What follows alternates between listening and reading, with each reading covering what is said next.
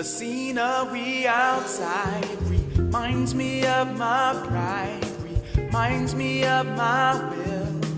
At the windowsill, I sit and see the grays. The children, they all play and laugh amongst themselves. Somehow remind me of myself on the merry-go-round.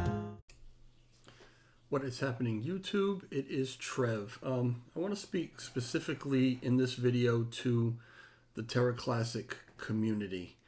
And I'm going to ask you to bear with me a little bit as I've thought about the stuff that I want to talk about, but I haven't really, as usual, really put it into any order, into any format as to how I want to relay it to you. So I'm just kind of spitballing here.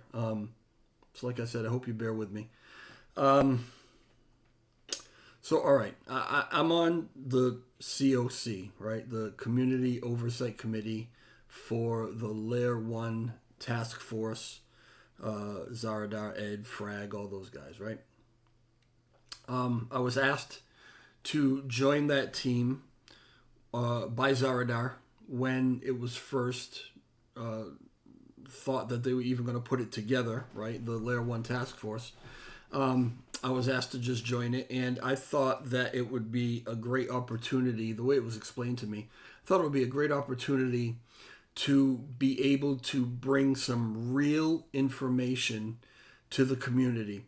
Information about what's legitimately going on in the development of the Layer 1 stuff, right? The development of the chain, the rebuilding of the chain. I would have access to these guys and to some meetings that no one else did, and I would be able to relay that information in an unbiased way to the community, bring them some real stuff, right? Because I feel like the real stuff is what you need to really make good decisions when you're investing, right? I also thought, well, being in on these meetings and getting close to some of these guys, maybe that'll grant me some access to them individually, form some relationships, which is something that I love to do, network, right? Be able to DM them, be able to maybe do some interviews and some videos with them, right? It would give me the in to be able to do that, not so that I could build my channel, right? If anybody knows or anybody really watches my channel and listens to me and believes that I'm sincere, and I am sincere, this isn't about building this channel for me. This will never, ever, ever be my source of income. 6, 7, 8 months, whatever it's been that I've been monetized, I don't think I've made, $1,500, $2,000, right? And that's just what comes. So that, that's nothing for me. And I'm not trying to build it. I got to 2,000 subscribers and I was thrilled to death.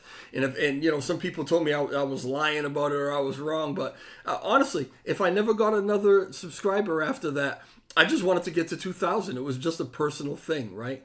I'm looking at it now. It's currently like 2,300 or 2,373 to be specific, right? That's a drop in the bucket. It's absolutely nothing, right? So it was never about building this channel or getting clicks or making money. It was legitimately about trying to bring, because there's so many people out there that are bringing you skewed information, bringing you information that slants toward one faction or another, or bringing you information that they think you want to hear because it will get them clicks and it will make them money because they're using this as their source of income, right? I thought that it would give me the opportunity to bring you real stuff, unbiased, and I thought that would be appreciated by the community, right?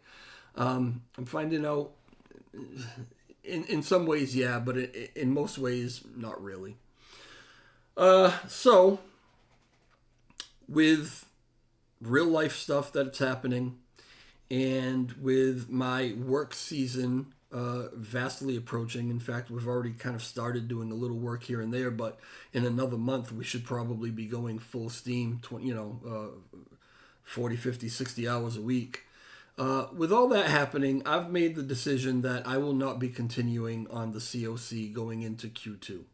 which is all but like a week away, right? I'm not sure what the team has planned for that anyway. I know that there's been some call from the community about, how long do these guys sit on the COC? Are there going to be elections? Are there going to be new? I really haven't had that conversation with anybody, but I'm telling you that I will not be continuing. So one way or another, that seat will be open, and however they go about filling it is how they go about filling it. But in an effort to just really be honest, and a lot of people aren't going to like to hear this, but when has that ever stopped me? Time-wise, okay, it's very difficult for me when I'm working because we do put in a lot of hours. Just a little background, right? So for years and years, I've worked for my family's construction company, and my uncle, my father's brother, ran the company, and my uncle passed away. This summer will be 3 summers ago now that he's gone.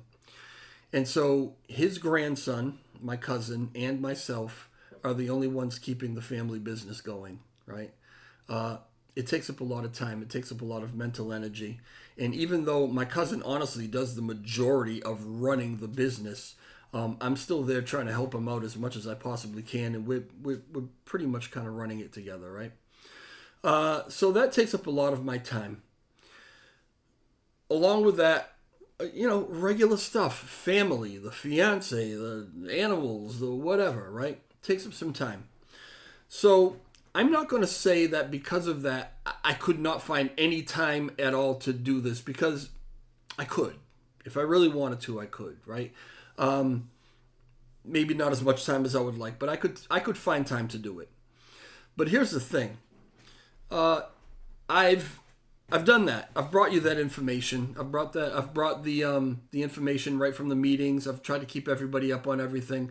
I have interviewed, all the guys, and I thought asked some legitimate questions, right? Not lobbing softballs, not blowing smoke up somebody's butt. I really wanted to find out some things that the community wanted to know. I think I've done that, and there's a few things that happen. One, there's a percentage of the community who really appreciates it, and I get the love all the time, and I appreciate that, right? But that's a minority in this particular community. The majority are made up of people who really don't appreciate it, right? You've got of the majority. You've got the percentage who are moon boys and moon girls who only want to know, will we get to a penny by the end of the year? Will we get to $1 in 2 years, 3 years? That's all they want to know, and that's all they want to hear, right? They don't even. It's not even that they want to know if we will or not. They just want to hear that that's what's going to happen. And so you've got the guys out there, and we all know who they are, who are constantly with the thumbnails and the descriptions about, this is massive, this is going to burn off 99% of the supply, this is going to get us to $1 or whatever. And those are the people that section of the community, that's who they want to pay attention to. That's all. They want to hear the fantasy. They don't want to hear the reality, right? So, what's the point of doing the work and putting in the time? And it is a significant amount of time and effort, right? What's the point of doing it for people who don't really want to hear that anyway, right? Which I'm suspecting is why TMM kind of stepped away. The millennial market kind of stepped away as well, right? And then there's the other section of that majority who will take my interviews, who will take my live chats, and they'll dissect it.